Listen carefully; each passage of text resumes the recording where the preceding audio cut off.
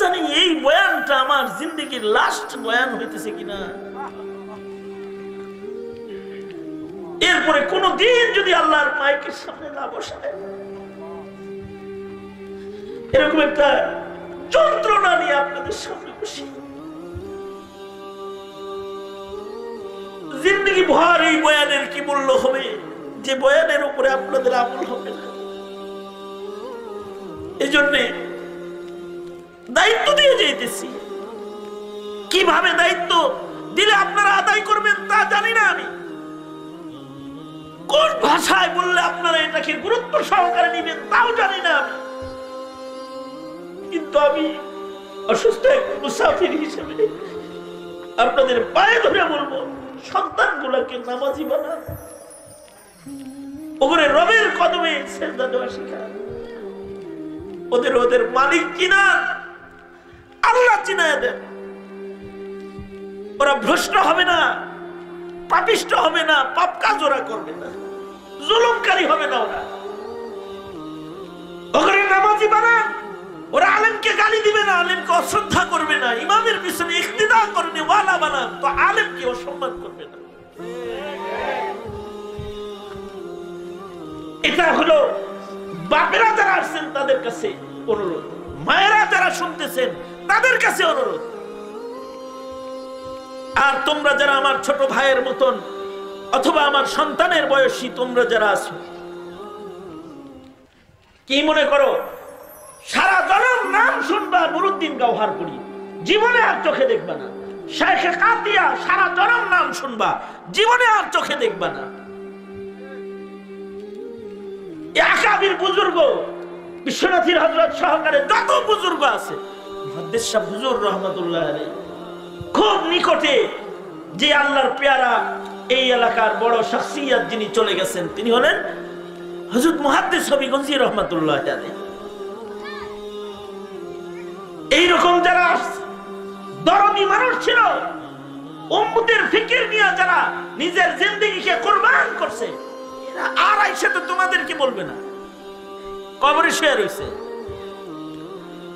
আমরা যারা গুনাহগার, অনেক পাপের বোঝা লয়ে ঘুরি তোমাদের কাছে আইছি, তো তোমাদেরকে বলবো নামাজ পড়ো, নামাজ পড়ো, নামাজ পড়ো, 5 বেলা নামাজ পড়ো, বিশুদ্ধ করে নামাজের তালিম গ্রহণ করো এবং নামাজি হয়ে যাও। পারবে না ইনশাআল্লাহ? কারণ ময়দানে মাহশারের সবার আগে নামাজেরই জিজ্ঞাসাবাদ হবে।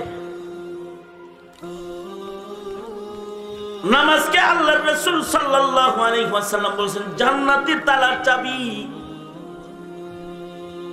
মিফতাহুল জান্নাহ। নামাজ হলো জান্নাতের তালার চাবি। তাহলে নামাজি হইলে জান্নাত খুলুন যাইব, যে নামাজি না সে আল্লাহর জান্নাত খুলতে পারবে না। আমাদের তো নামাজের জন্য জ্বলন নাই, কিন্তু আগের জমানার মহামনীষী যারা, তাদের নামাজের তাকবীরে উলার জন্য জ্বলন ছিল। এই যুগের নামাজি যারা, এই যুগের মুসলমান যারা সারা মাসে নামাজ পড়ে না, এর জন্য কোনো বেদনা নাই। কিন্তু ইয়াকুব নানতুবি রহমাতুল্লাহি আলাইহি দারুল উলুম দেওবন্দ মাদ্রাসার উস্তাজুল বুখারী শেখুল হাদিস ইয়াকুব নানতুবি রহমাতুল্লাহি আলাইহি একদিন এক মাহফিলে গেছেন। আসরের নামাজের সময় এলাকার মানুষ ভিড় করছে। এই ভিড়ের ভেতরে নামাজ পড়তে যায়, নামাজের তাকবীরে উলা ওনার ছুটে গেছে। তাকবীরে উলাটা নামাজ থেকে ছুটে যাওয়ার সাথে সাথে নামাজ ছুটে নাই, নামাজের তাকবীরে উলা ছুটছে। আসরের নামাজ শেষ করে মাগরিব পর্যন্ত শুধু রোনাজারি করছে, কাঁদছে। সাথীরা বলে ডাক্তারানো হযরত অসুস্থ হয়ে পড়ছে। ইয়াকুব নানতুবি রহমাতুল্লাহ আলাইহি বলেন, না আমি কোনো অসুস্থ হই নাই, আমাকে চিন্তা রোগে ধরছে। আসরের নামাজ আমি পড়ছি তাকবীরুল্লাহ ছাড়া।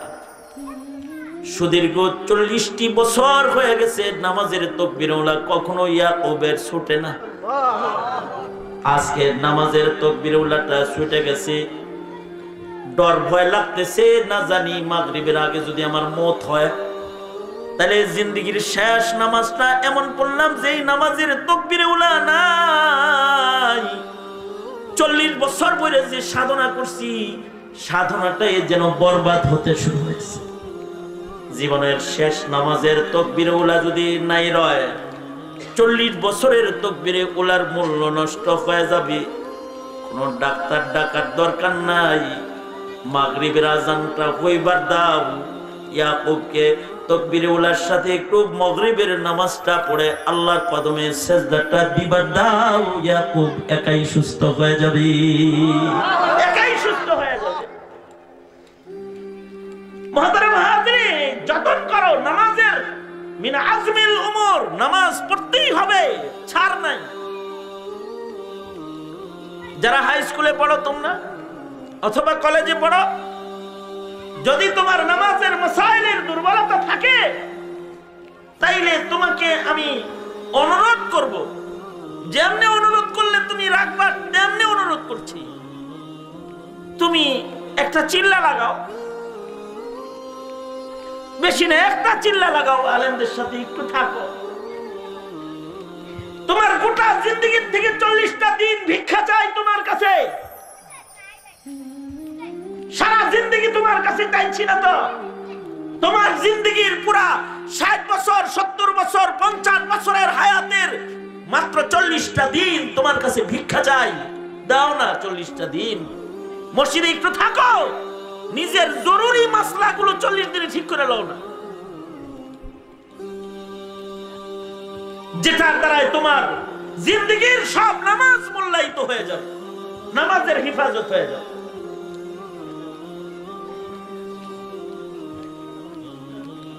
চিল্লা লাগাইবা তো ইনশাআল্লাহ? এই চিল্লা লাগাইবা তো ইনশাআল্লাহ?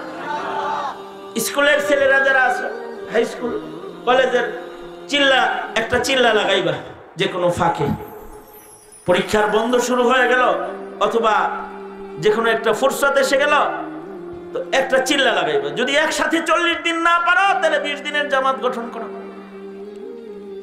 20টা দিন থাকো, একসাথে দিন শিখার জন্য অক্ষ করো। এই খেলার জন্য তো মানুষ কিছু সময় দেয়, যে কোনো কাজ করে মানুষ, এর জন্য তো একটা ট্রেনিং এর একটা সময় দেয়। সারা জিন্দেগির ইমানদারি আর আমলের জন্য 40টা দিনের একটা ট্রেনিং করবি না, এটা কিছু হইল? এখন 20 দিনের কোরআন শিক্ষা কোর্স চালু হয়েছে বিভিন্ন মাদারিসগুলো। 20টা দিন কোরআন শিক্ষা করো, একটা কোর্সে অংশগ্রহণ করো। একেবারে আবেগে হাত তুলবা না। তুমি যদি তোমার যদি আমার এই এতক্ষণের নসিহত বুঝে না এসে থাকে তাহলে তুমি হাত তুলো না, কিন্তু আসলে বুঝছো, বুঝা শুনা 20টা দিন 40টা দিন তোমরা স্কুল কলেজের ছেলে যারা আছো তারা একটু বাইর করবা দিন শিখার জন্য। কারা কারা একটু হাত তোলো তো, সময় দিবা, আল্লাহ কবুল করুন। ইয়াদ থাকবে তো? এই ছোটরা যারা আছো, তোমরা যারা এই একেবারে মক্তবের যারা, তোমরা সকালবেলার মক্তবে যাবা ইনশাআল্লাহ। বলো তোমরা আলাদা হাত তোলো। এই পিচ্ছি গ্রুপ ঘোরাঘুরি হাত তোল, হাত তোলা। এই পিচ্ছি হাত তোলে নাকি? দুই হাত তোল তুই। হ্যাঁ মাশাআল্লাহ, মনে থাকবে তো? মক্তবে যাইবা তো ইনশাআল্লাহ? পিছনে হাত তুলছা, ভালো করে তুলো পিচ্চিরা। হ্যাঁ আলহামদুলিল্লাহ, হাত নাও। আলহামদুলিল্লাহ, আল্লাহ কবুল করুক, আমিন বলেন।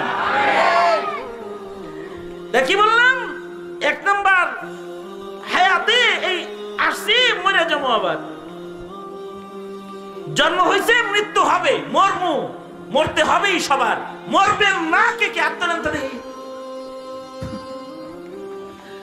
ঘুষ আছে, সবার তো মরতে মরার আগে নামাজি হয়ে মরবো ইনশাআল্লাহ। আওয়াজ করে ইনশাআল্লাহ। তালের নামাজি না, তালে তালে তালে নামাজি না, বুঝা শুননা শিক্ষা সুন্দরভাবে নামাজ, সুন্নাত তরিকার নামাজ ইনশাআল্লাহ। ইয়া বুনাইয়া আকিমিস সালাতা ওয়া'মুর বিল মা'রুফি ওয়ানহা আনিল মুনকার ওয়াসবির আলা মা আসাবাক ইন্না যালিকা মিন আজমিল উমুর। মানব জীবনের কিছু প্রতিজ্ঞা চাই। হাকিম লোকমান, সূরা লোকমান থেকে আয়াত পড়ছি আমি। লোকমান আলাইহিস সালাতু ওয়াস সালাম, হাকিম লোকমান তার সন্তানকে বলতেছেন,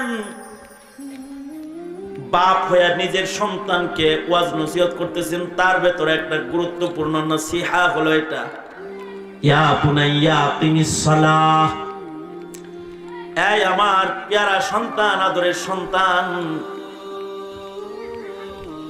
নামাজ কায়েমকারী হও, অর্থাৎ টাইম মতো নামাজ পড়নেওয়ালা হও, মাসাইল ঠিক করে নামাজ পড়নেওয়ালা হও, খুশু খুজু ওয়ালা নামাজ পড়নেওয়ালা হও,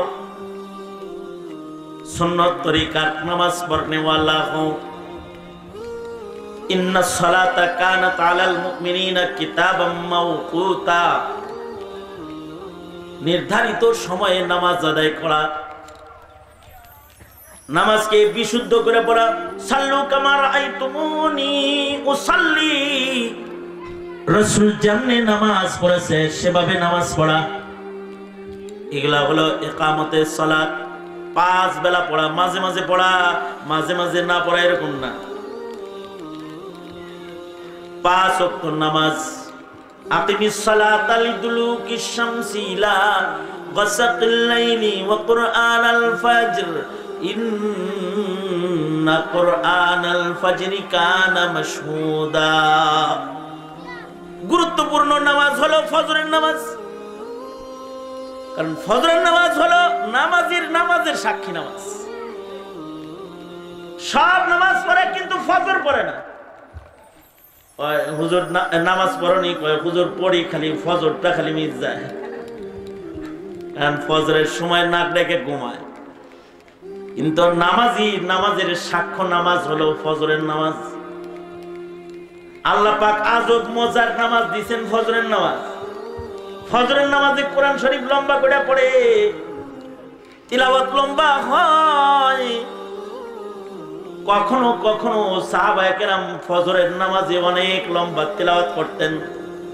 হযরত সিদ্দিক আকবর তো ফজরের নামাজে এত লম্বা পড়তেন, হাদিসে আছে যে আবু বকরের তিলাওয়াত ফজরে এত লম্বা হইতো যে পিছন থেকে মুসল্লিরা মনে মনে ভাবতো যে সূর্য উঠে গেল কিনা।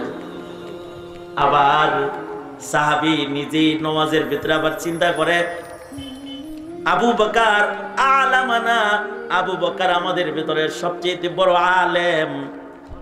আবু বকর মুসল্লায় দাঁড়ানো অবস্থায় আমাদের নামাজ নষ্ট হইতে পারে না। আবু বকর মুসল্লায় আছে, সূর্য উঠবে না, নামাজ নষ্ট হবে না ইনশাআল্লাহ। আবার নামাজে খাড়ায় থাকতো, লম্বা করে কোরআন পড়তো ফজরে। আমার এখন ইমাম সাহেব যদি কোন রকমের নামাজে লম্বা কেরাত পড়ে, পিছন থেকে কাজ দেয়,